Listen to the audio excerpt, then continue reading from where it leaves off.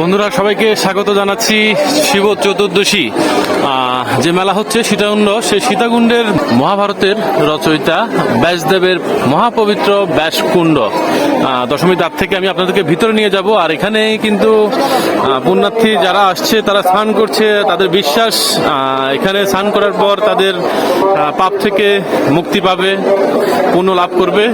আমরাও কিন্তু স্নান করবো, সেই দৃশ্য আমি আপনাদেরকে দেখাবো। এখানে সবচেয়ে মানুষের ভিড় বেশি, সবাই স্নান করছে। কলির তীর্থ বলা হয় এই সীতাকুণ্ডকে, তাই দেশ বিদেশ থেকে ছুটে আসেন লাখো সনাতনীরা। আজ শিব চতুর্দশী, তাই তো লাখো ভক্তের সমাগম। সীতাকুণ্ডের অন্যতম তীর্থস্থানের মধ্যে ব্যাসকুণ্ড হচ্ছে একটি। লাখো পুণ্যার্থীরা চন্দ্রনাথ দর্শন আর মহাদেবের বাড়ি যাওয়ার আগেই সবাই এখানে স্নান করে থাকেন। পুরাণে বলা আছে, এই ব্যাসকুণ্ডে কেউ যদি স্নান করেন তাহলে সকল পাপ থেকে মুক্তি লাভ করেন। আর এই শিব চতুর্দশী উপলক্ষে এই ব্যাসকুণ্ডে সকলে স্নানের পাশাপাশি পূর্বপুরুষদের পানীয় দান করে থাকেন বা তর্পণ করে থাকেন। আমিও আমার পূর্বপুরুষদের আত্মার শান্তি ও মঙ্গলের জন্য তর্পণ করে থাকি। বন্ধুরা, এই ব্যাসকুণ্ড অন্যতম তীর্থস্থান হওয়ার কারণ হলো এই ব্যাসকুণ্ডে মহাভারতের রচয়িতা ব্যাসদেব এসেছিলেন এবং স্নান করেছিলেন। এই পুকুরের পানি কখনোই শুকিয়ে যায় না। এখানে কোনোদিন কেউ মাছও শিকার করেনি, তাই তো এটি একটি অন্যতম পবিত্র স্থান। বন্ধুরা, অযোধ্যার রাজা দশরথের পুত্র রামচন্দ্র তার বনবাসের সময় এখানে এসেছিলেন। মহামুনি ভাগর্ব তারা আসবেন জানতে পেরে তাদের স্নানের জন্য 3টি কুণ্ড সৃষ্টি করেন এবং রামচন্দ্রের এখানে ভ্রমণকালে তার স্ত্রী সীতা এই কুণ্ডে স্নান করেন। এই কারণে এখানকার যে সীতাকুণ্ড নামটি, এই নামটি সৃষ্টি বলা যায়। সেই পবিত্র স্থান যেখানে হাজার হাজার মানুষ স্নান করছে, হাজার হাজার মানুষ কিন্তু এখানে স্নান করছে।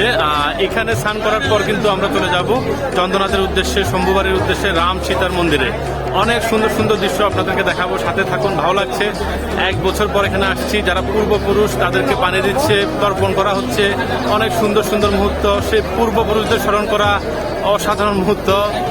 ভালোই লাগছে। দাদু, বাবা, জ্যাঠা আর অনেকে রয়েছেন যারা প্রায় কয়েক বছর আগে মারা গিয়েছেন, তাদেরকে স্মরণ করছি, তাদেরকে পানি দিচ্ছি। অনুভূতি আসলে অসাধারণ, তাদেরকে মিস করছি সবাইকে। এটি কিন্তু সেই ব্যাসকুণ্ড পবিত্র স্থান সীতাকুণ্ডের, যেখানে কিন্তু লক্ষ লক্ষ ভক্তরা এসে স্নান করে এরপরে কিন্তু চন্দ্রনাথ মন্দিরের উদ্দেশ্যে রওনা দেয়। সাথে থাকুন।